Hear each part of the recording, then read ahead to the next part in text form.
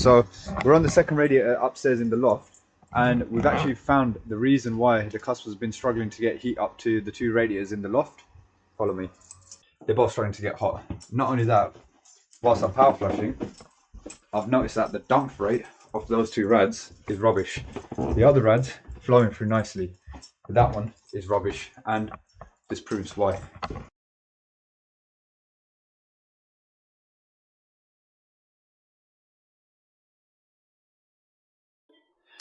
Welcome back to today's video, the last video of 2023. Happy New Year to everyone. And also, it's my 100th day in the life of a gas engineer video. So another milestone reach, which is great. I hope everyone's had a great year of 2023. The year for me has been brilliant. We welcomed our baby daughter, Jessica, who is currently having fun. What are you doing there, Bubby? And what does Irene want to say? What did you want to say? I wanted the big King Kong. And Arian's highlight of 2023. Where's your big King Kong? Do you want to show everyone your big King Kong? Where's it gone? Huh? It's not tall. Oh, it's not tall? No. Okay, he wants a taller one. Like the amount of toys we've accumulated this year is absolutely mental. And I wanted the big Carnotaurus. Okay, here, and I also have to get my big Carnotaurus apparently as well, which is another dinosaur.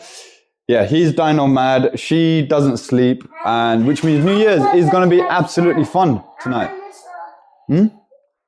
Oh, he also wants. I got a Triceratops. You got a Triceratops as well.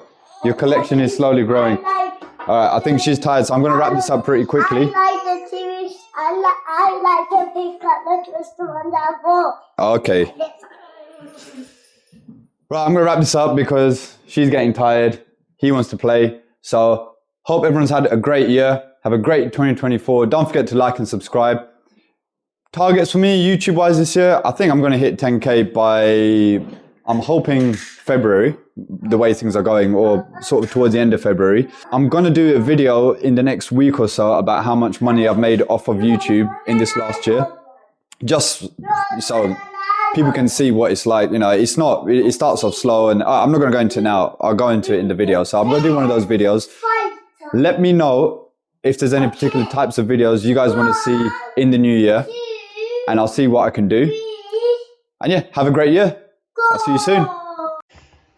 Right, so today we're power flushing the system. So EcoFit Pure System Boiler on an S plan. Customer's already had some X800 in it running for about a week, so it's going to help us speed up the process today. Drain the water out from the filter straight into the power flush machine, so we're saving as much chemical as we can. Got my main man Dennis here with me today as well, so he's going to be getting some more experience on power flushing. Dennis, let's show him how we've got the setup.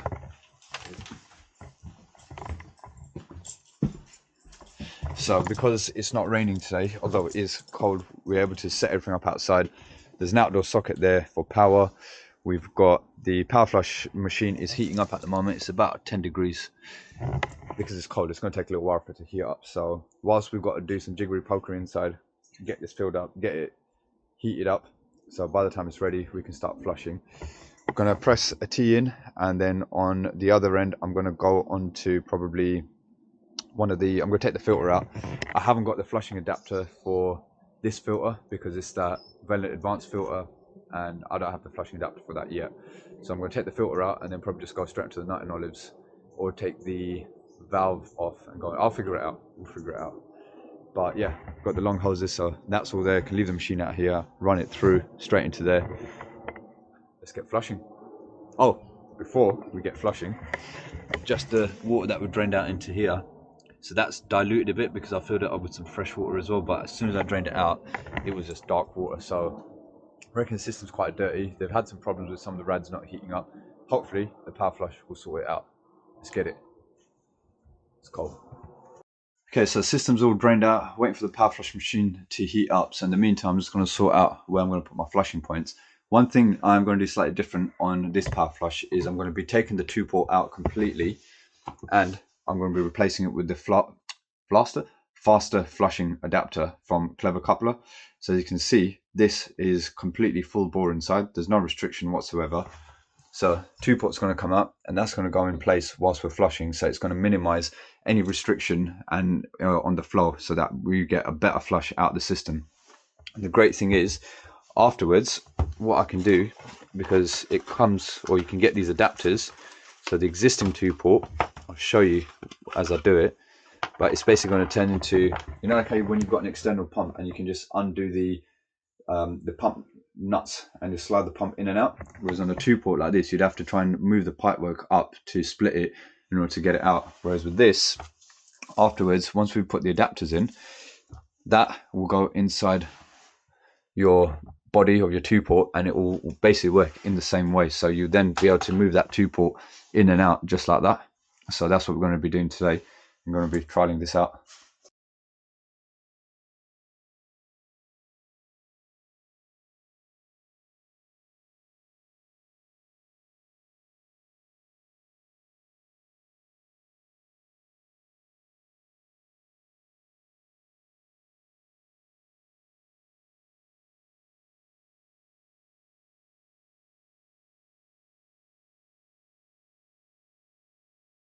So that's the faster flushing adapter in place. So now the theory is, once I've finished flushing with this, they send you, you can get these as well. So these are the internal kits, and you've got 2 O-rings for each side and another vulcanized fiber washer. So you put 2 O-rings on there, and then what would happen is your existing 2-port, you can retrofit this, so that will slide into the middle there. So the 2 O-rings is what's holding the water behind it, and then that basically turns into a flat face connection. So once I've finished flushing, it's a lot of alliterations there. Faster flushing, finished flushing, blah, blah, blah, blah, blah, blah. I'll be able to undo these 2 nuts, literally slide this out, and the 2-port, slide it back in place without having to mess around with the pipework trying to move it out of place and this, that, the other. So that's the theory behind it. Next, we're going to take this off, because I haven't got the flushing adapter for that. So I'm going to take this off and go either straight onto one of the nuts or something like that. Let's see. Okay, our flushing points are all on. So cutting a T on the flow, taking out the filter and going straight onto there. The faster flushing adapter is in place of the heating 2-port as well. Boiler's been isolated. Right, Dennis, flick that switch. There we go. Got it all circulating through the system now.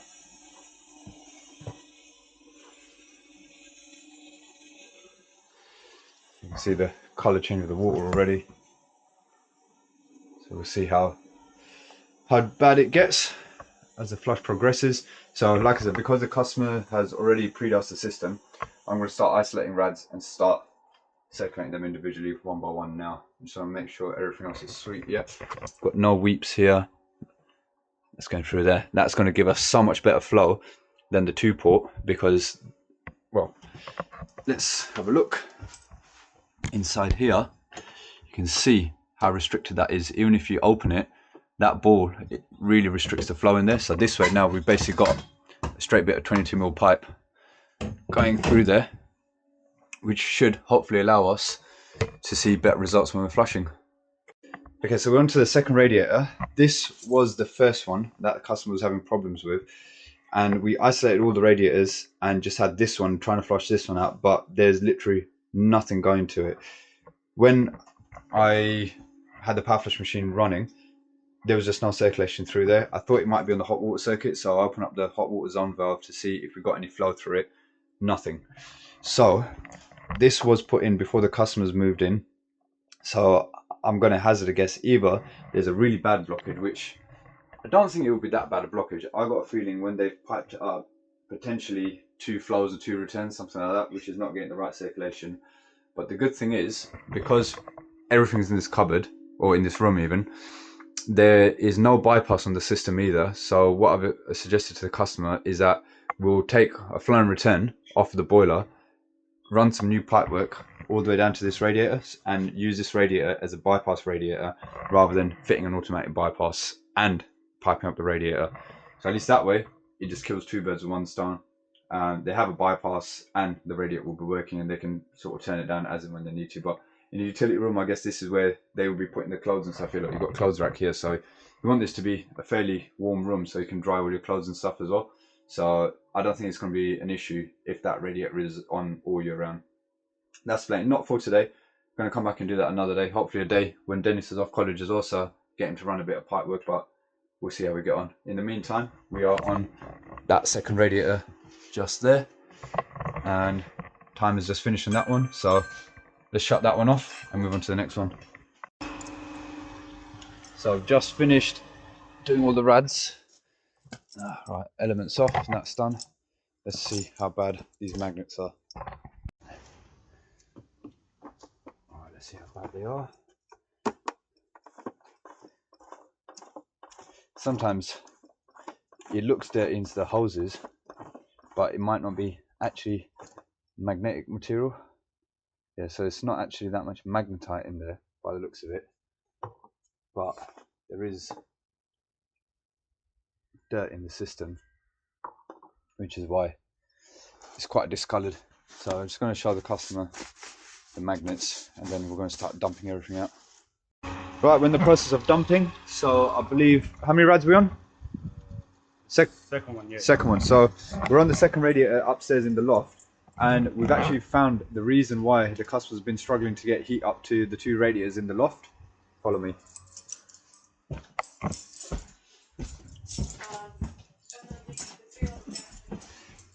So in here we found they've got 15mm poly pipe. Now that poly pipe, the customer said that they've had this floor up because they've done some refurbishment. I think they're doing each room sort of one by one. So they've had this floor up, and they know that there's 22mm primaries running under here, but off of here it looks like they've just tapped off 15mm going there. And he said that he feels this wall get warm when the heating's on as well. So heating pipes are running up this wall and then going up to the loft. And then we've got up in the loft that radiator, which is a type 22, so it's a double rad, so we shouldn't have any problem with that getting hot. And there's also a towel rail in here. However, they're both starting to get hot. Not only that, whilst I'm power flushing, I've noticed that the dump rate of those two rads is rubbish. The other rad's flowing through nicely, but that one is rubbish, and this proves why. It's because they've just run 15mm primaries straight to the upstairs radiators. So those radiators are always going to struggle to get hot because the heat's going to go around the 22mm circuit first. But the good thing is, customers got plans to do some refurbishment works. They're doing everything one by one. They're going to be redoing that first floor landing. They're going to be redoing the loft landing. So when they do that, either myself or whoever they get to do it will come back and rerun that pipe work in 22mm. So then we should have even heat throughout everywhere. Make sense? Yep. He'll learn all this when he does his level 2 in plumbing and heating, but it's good experience where we're finding all these problems before he even starts progressing in his plumbing career, because he hopefully this way he'll have a bit of a head start when he goes, as he progresses in his plumbing education. Is that right word? Yeah, plumbing education, that's it.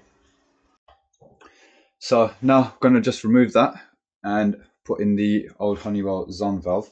So first of all, let's just undo the two nuts on the side. So again, this is just going to make life a lot easier. You can literally just, obviously there'll be a little bit of water in there.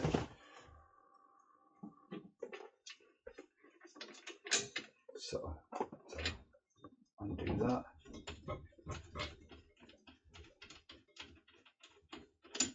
Right, so now this I can literally just slide it out,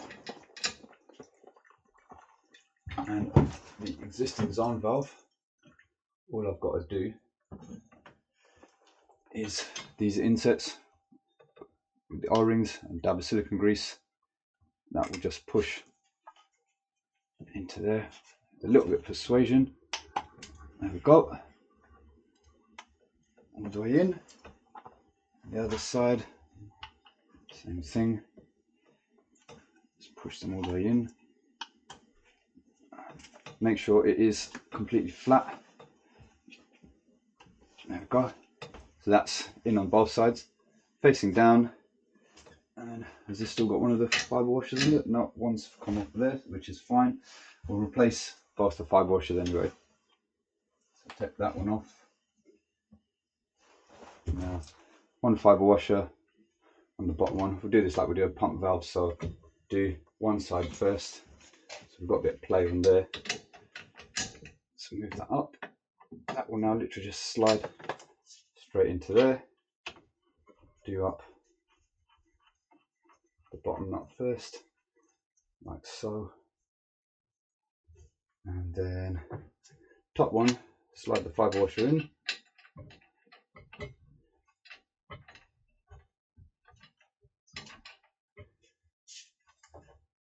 Get it to line up.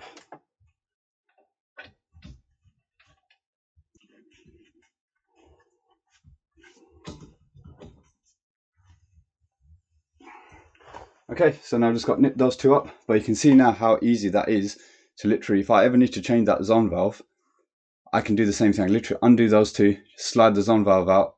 Obviously in this one I've got a bit of play on the pipework, but if I didn't, I can slide that out, slide a new zone valve in, replace with the two new vulcanized fibre washers, and that sorts that problem out. So if you want more information on the clever coupler system, which I've used in this video, where you can change the zone valves just sliding them in and out, click on the link above, and also I'll put the link in the description below, where I've done a dedicated video on how the clever coupler system works, and it's gone onto Clever Couplers on YouTube page. I think it's a great idea. It makes it a lot more easier for when you want to change zone valves, bypass valves, anything which is in line. It just makes it easier where you haven't got play on the pipework. So I'm not going to go into too much detail on it here right now. Click on the links, go and watch the video. If you're interested, get in touch with Clever Coupler. They've got kits that for basically for everything. So have a look at it. If you're interested, drop them a message, and yeah, have a great 2024.